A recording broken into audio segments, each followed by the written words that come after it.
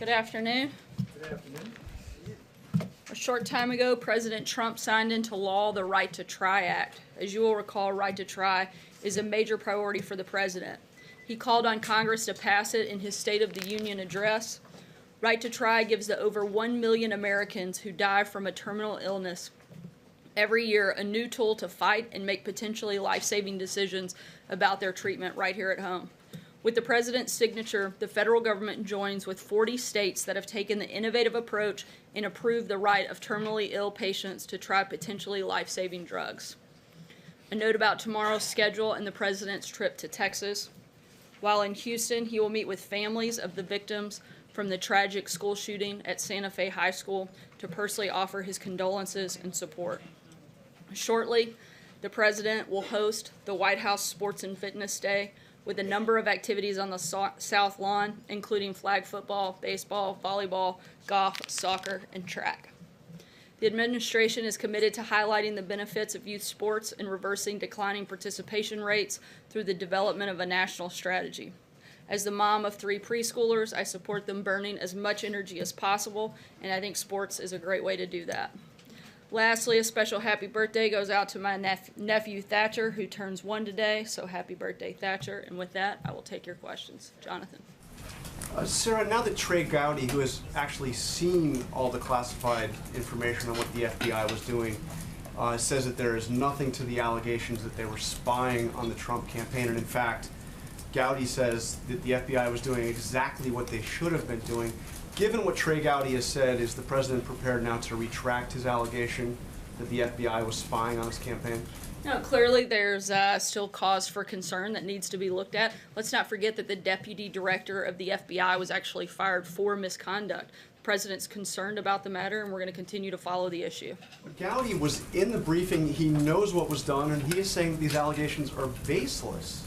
Again, there was no spying on the Trump campaign. Certainly, the president feels that there is cause for concern and it should be looked at. And like I just said, the deputy director of the FBI was fired for misconduct.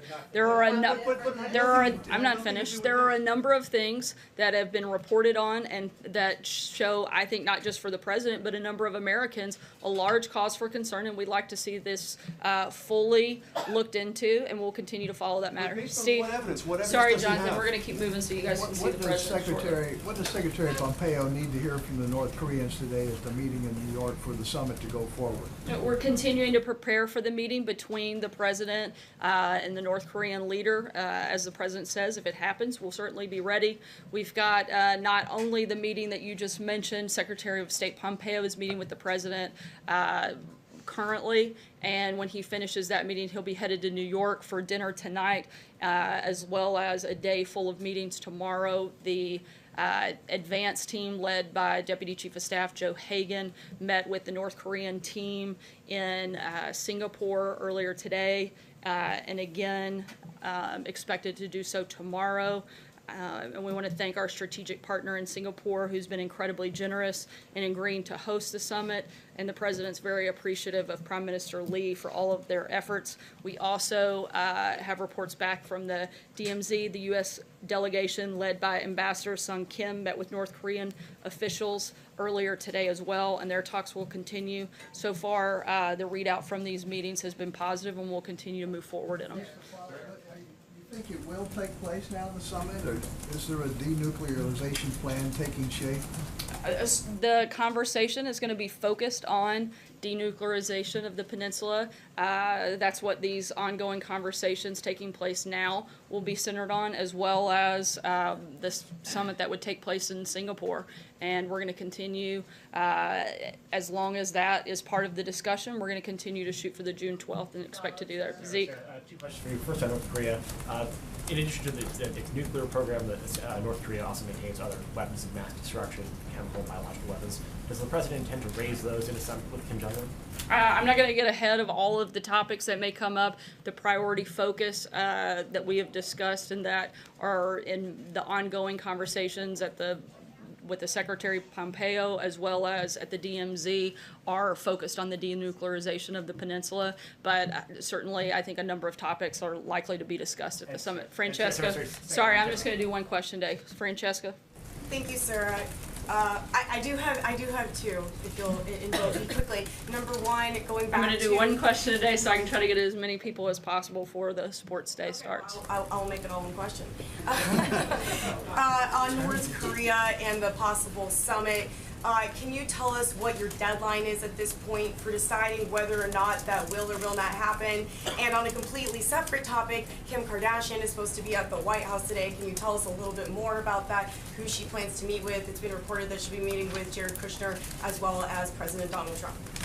She is expected to be here at the White House. I can confirm she'll be here. We'll keep you posted on any meetings that take place and what those look like. In terms of North Korea, as I've said, we are preparing and expect that to take place on June 12th. And we'll be ready if it does on June 12th. And if it's not, then we'll be ready if it takes place on July 12th. Right here. If the Attorney General is not living up to the President's expectations, if he is so frustrated with him, why doesn't he just fire him instead of sort of nursing this grievance so publicly?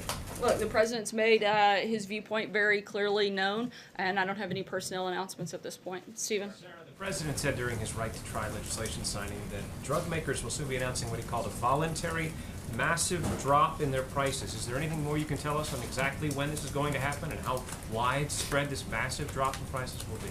Yeah, I can't give any other details at this point, but we do expect some specific policy pieces to come out on that soon. Kelly? Has the President spoken to Roseanne Barr, who we know has been a longtime friend of his, and why did he choose to address the ABC apology instead of the underlying issue of concerns about a racist comment that she tweeted out? I'm not aware of any conversations that have taken place. The President simply calling out the media bias. No one's defending what she said. The President is the President of all Americans, and he's focused on doing what is best for our country. And you can see that in the actions that he's taken.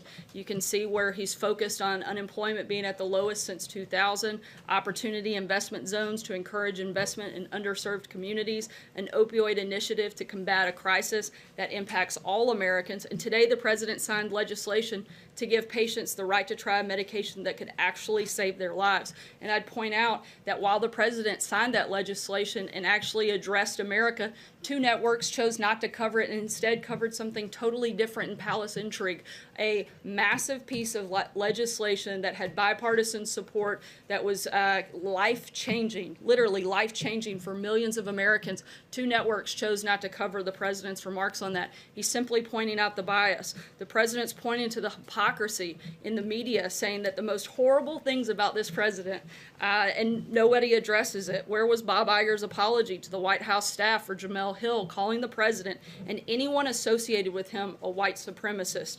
To Christians around the world for Joy Behar calling Christianity a mental illness? Where was the apology for Kathy Griffin going on a profane rant against the President on The View after a photo showed her holding President Trump's decapitated head?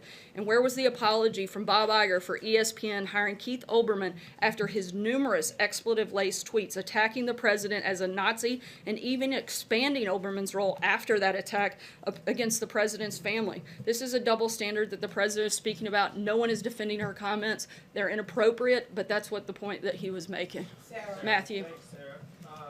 Does the White House have any evaluation of its own of the recently released study estimating that more than 4,600 people died in Puerto Rico as a result of Hurricane Maria? And if that number is accurate, does this indicate the administration's response to the storm was inadequate? The President takes the situation in Puerto Rico extremely seriously, and the administration has been monitoring that from the beginning. We've been supportive of Governor Rossello's efforts to ensure full accounting and transparency, and those who have suffered from this tragedy deserve nothing less than that. The two Category 4 hurricanes that hit Puerto Rico were historic, and we've responded with the largest FEMA operation in history, and we're going to continue to work with the people of Puerto Rico and do everything we can to be helpful. Emerald, sorry, one question today. Emerald. Have any concerns or fear any risk in pushing China on, continuing to push China on these tariffs and trade, considering their relationship with North Korea ahead of talks and what the President has said about that second meeting between President Xi and and Kim Jong-un?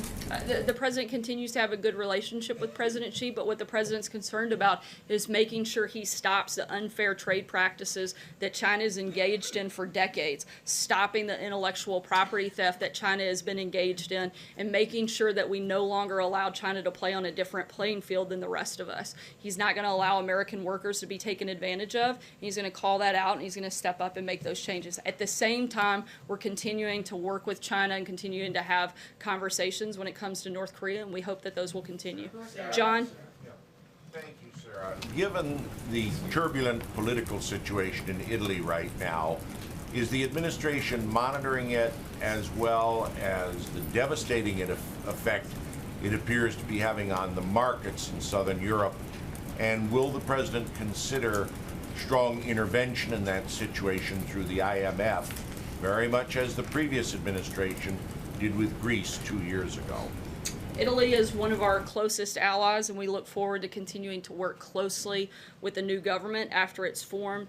We recognize that Europe is composed of free nations that, in the great tradition of Western democracy, are able to choose their own paths forward. I don't have anything about the United States' specific involvement, but certainly we're continuing to monitor that and stay in very close touch with our allies. Jennifer? On the scale of aluminum tariffs, the extension ends again soon. When do you think you'll have an announcement on what will happen next, and is there any chance that there will be another extension? We'll certainly keep you posted as we get closer to that date. Mara? Clarify your comments about Trey Gowdy. You said there's still cause for concern, meaning about what the president says was a spy who infiltrated his campaign, or cause for concern in general about the FBI? I think both. The president still has concerns about whether or not the FBI acted inappropriately, having people in his campaign. And certainly the president has concerns about the overall conduct of the FBI when it comes to this process. Blake? Explain who was in the campaign. What is he referring to when he said they were in the campaign? What does that mean? Again, I'm not going to get into those details, but the president certainly has expressed very publicly his concern, as has his outside counsel. Blake? Thank you. Something appeared to have happened on trade, because last weekend Treasury Secretary Steve Mnuchin said the trade war was on hold. Fast forward a few days after that, there was the threat of tariffs now on auto imports. Fast forward a few days after that, there's now going to be this $50 billion in tariffs. So what exactly happened from the trade war being on hold to a week later? Now it appears that trade war might be back on. I didn't say it was on hold indefinitely. And look, the president ultimately makes the decisions on trade, and when he does, we announce them, and that's exactly what's taken place in this process. Thank you, Sarah. Two things. First, I have my young colleague here, but he has a very interesting question. Welcome. I just want to know, how confident does the president feel that he's going to have an agreement on NAFTA before the summer? Look, we're continuing to have those negotiations, and we'll keep you posted if they get a deal finalized. And the young colleague in the back? Well, thanks for the compliment. Hopefully, hopefully these aren't as tough as bring your kids to work day questions. In my school, we recently had a lockdown zone. One thing that affects mine and other students' mental health is the worry about the fact that we or our friends could get shot at school. Specifically, can you tell me what the administration has done and will do to prevent these senseless tragedies? I think that as a kid and certainly as a parent, there is nothing that could be more terrifying for a kid to go to school and not feel safe. So I'm sorry that you feel that way. This administration takes it seriously, and the School Safety Commission that the president convened is meeting this week, again an official meeting, to discuss the best ways forward and how we can do every single thing within our power to protect kids in our schools and to make them feel safe and make their parents feel good about dropping them off. Amen. Sarah, you mentioned Bob Iger a moment ago and asked where is his apology to the White House for criticism of the president and some of the incidents that you cite. Has anyone at the White House been in touch with Bob Iger or anyone at ABC on those incidents in specific and the cancellation of the Roseanne program specifically as well? I'm not aware of any specific or direct conversations. Andrew? Denuclearization of the Korean Peninsula being the subject of discussion, the main subject of discussion in Singapore. Does that include the positioning of U.S. nuclear bombers and submarines that aren't necessarily on the peninsula but cover the peninsula, as it were? I'm not going to get into the details or negotiate that here. Certainly, our focus is going to be on total denuclearization of the peninsula and verifiable confirmation of that. Beyond that, I can't get into any details. That you're talking about North Korea, though, not U.S. weapon systems. Right? Correct. Yeah. Sarah. And last question, Sayer. Sarah, has the president received any classified briefing on the details of the intelligence that were presented to Trey Gowdy? And if he still believes that there's cause for concern, why doesn't he just declassify the documents? The president receives a number of classified briefings, but I'm not going to get into those, certainly not here and not today. Thanks so much, guys, and we look forward to seeing you guys here in a few minutes at the Sports Fitness Day.